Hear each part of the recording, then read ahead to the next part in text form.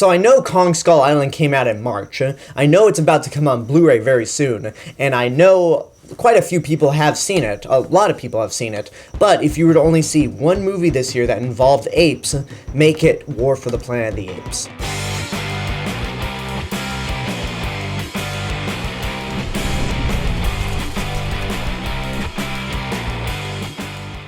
War for the Planet of the Apes is the third installment of this new series of Apes movies, and is supposedly the last one of this series as a whole. Obviously, they're going to make more Planet of the Apes movies because the series makes money, so I'm curious to see what goes on after this. But anyway, this movie takes place sometime after Dawn of the Planet of the Apes, where the ape Koba, who was played by Toby Kebbell, just caused all hell and destroyed any chance of peace between Caesar's group of apes and humanity. So now it's all-out war. Caesar's trying to get his group to safety while having to deal with this batshit insane colonel in one last stand for the fate of Earth and which species will be the dominant one, apes or humans. I don't know if I've mentioned this in my past reviews, but I've only seen half of the Planet of the Apes series.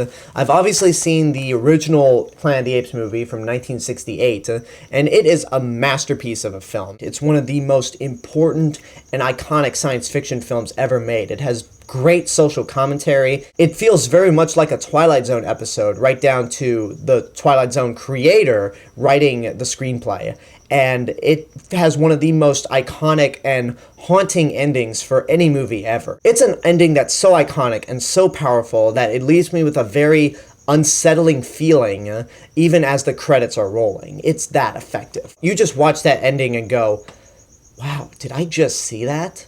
So it's amazing. And then I haven't seen the sequels. I did see Tim Burton's remake, which is, I mean, it's mostly pointless, but it is also really bad. And the ending is a piece of shit. It is a terrible, laughable ending and makes you go, wow, did I just see that? But not in a positive way. Not in the way you would say about the original Planet of the Apes ending. So, yeah, it was crap. And then 10 years later came Rise of the Planet of the Apes, which was a total surprise for me. I didn't expect it to be that good of a movie at all, but it exceeded any expectations that I had. It's a very emotional movie. It's amazing, and it made me hungry for a sequel, which we got in the form of Dawn of the Planet of the Apes, which is just as good. I've already reviewed these two movies, so you can go back on my channel to check them out. But in terms of this new movie, War for the Planet of the Apes, I was actually nervous when I saw the trailers, because I was worried it was going to be another case of Dark Knight Rises or Spider-Man 3, where you had an amazing first movie, a sequel that was just as good, if not better, and even though I did like Dawn of the Planet of the Apes better than Rise when it first came out, I've had some time to think, and I think while Dawn is still really good, Rise is just a little better because you care about the human characters in that movie more than in Dawn. But regardless, both are fantastic movies, so I was nervous of how War for the Planet of the Apes was going to be, because usually when we get these trilogies where you have two great movies beforehand, the third one just comes in and kind of fucks everything over. It's like, wow, you had these really two great movies. You have the chance to end off this trilogy on a bang, and it goes out on a whimper. I'm happy to say that that's not at all the case with War for the Planet of the Apes. Rather than going down the path of Dark Knight Rises and Spider-Man 3, this movie goes down the road of Toy Story 3 and Return of the Jedi, which I know Return of the Jedi is debatable, but I think it's just as good as the other Star Wars movies. But enough of that. We're talking about Planet of the Apes. This is an amazing movie. It's really well done. It's once again directed by Matt Reeves, who did Dawn of the Planet of the Apes and is about to do The Batman. And after seeing this movie, I have a little more faith in that one. The biggest strength of this movie is the biggest strength of the past two movies, the motion capture performances. Out of all the new Planet of the Apes movies, this is the one where it focuses on the apes for a majority of the movie. I would say about a good 80% of this movie is focused on Caesar and his group.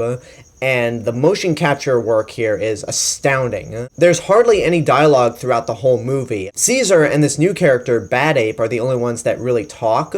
All the other apes communicate through sign language, and it's impressive. It reminds me of the first 15 minutes of Dawn of the Planet of the Apes, where there's no dialogue either, or the first half of WALL-E. And once again, like the other two movies, it's compelling to watch. Caesar and his group are now considered endangered because the humans have officially declared war on the apes and plan to wipe them out. And Caesar goes through some real hardships, and you really care for Caesar. And the performance is once again done by the man of 1,000 digital faces, Andy Serkis. And it's an amazing performance once again. I know we go through this every year one of these movies comes out, but there seriously needs to be an argument that motion capture should be considered acting, because yes, the characters are fully rendered in a computer once it's all said and done, but the body movements and the facial expressions are all done by the actors. Thus, it should count as acting. I know Andy Serkis is once again not going to get a nomination, but with movies like this, Lord of the Rings, and Avatar, an argument seriously has to be made to consider motion capture acting. Because it's amazing the amount of expressions that you get from these performances. It's astounding. And like I said before, about 80% of this movie follows Caesar and the apes, and your main human character, Woody Harrelson, doesn't really show up until the end of the second act or the beginning of the third act. He does make one appearance near the start of the movie, but he doesn't really fully come in until near the end, and he's effective. Woody Harrelson's the only recognizable actor in terms of the human characters, but he is an effective villain. Every time he's around, you feel this menacing presence. You see that he has a little bit of crazy in his eyes, and you fear for Caesar and any ape that's within his eyesight. Hell, you even fear for his fellow soldiers just based on how ruthless this guy is. While he is the most recognizable human character and an effective villain, there is another human character that you follow. There's this little girl that the apes adopt after finding her in a cottage, and they name her Nova, which is a reference to the woman in the original Planet of the Apes. And throughout this whole movie, she has no dialogue. She is a mute character throughout a lot of it, and only communicates through sign language and facial expressions, but she's fantastic in this movie. She reminds me very much of the actress that played Laura/X-23 in Logan. You've never seen her before. She doesn't have that much to work with, but she manages to nail this performance and knock it out of the park. She's that good. Of course, there are some action scenes in this movie, and they're spectacular. The action scenes here are bigger and louder than in the previous movies, but they're still effective because you care about what's going on. And what I also love about it is that the action scenes are actually very far and few in between. There's a big battle near the beginning of the movie, and then an all-out war at the end of the movie. But there aren't many action scenes throughout the rest of the movie, and it's something that you don't really see a whole lot in these big summer movies. It very much reminds me of X-Men Days of Future Past, where that movie had a really big mutant/sentinel battle at the beginning, and then another one at the end, but there's not a whole lot of action in between, and it's amazing. But what action is in this movie is phenomenal, as I said before, and there's a lot of emotion tied to it.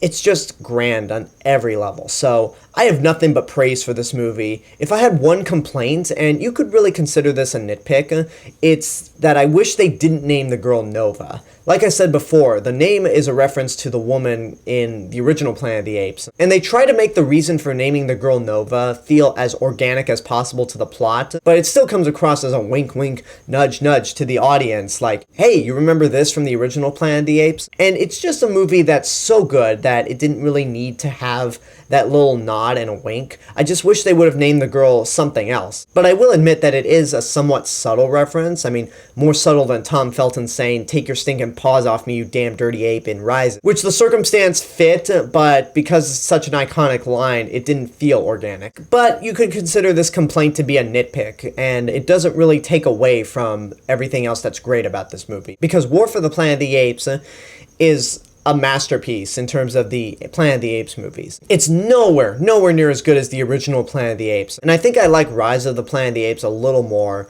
but I like this better than Dawn of the Planet of the Apes. I can't wait to see this again, and I can't wait to rewatch the first two movies before seeing the new one again. So I'm going to give this movie the same rating that I gave Dawn of the Planet of the Apes when it came out. Get off your ass and go see it right now. It is truly one of the best movies of the year. It's probably my favorite movie of the year so far, because it's got beautiful cinematography, the action scenes are amazing, the characters are great, the actors do a great job, Michael Giacchino's score is excellent, and it's just a great movie all around. I would be shocked if anyone left the theater without feeling any sort of emotion to this, because there are a lot of powerful emotional scenes. Some parts might even make you cry, and there's even a point where you actually start to feel for Woody Harrelson's character. I won't say much, but you'll know it when you see it. These new Planet of the Apes movies are truly miracles in themselves, because their reboots, the way they look and portray the apes is very different from the previous movies, but it still maintains the heart and soul of the original Planet of the Apes movies, and I absolutely love it. This is definitely going to stick around in my top 10 of movies this year. Unless the rest of the year ends up being a great year for movies altogether, I can't see this not making my best of list. And that's my review for War for the Planet of the Apes. I hope you enjoyed it. Leave a comment down below and tell me what your thoughts are on this movie, if and when you've seen it. And as always, this is the real Mr. Robinson telling you there's only one.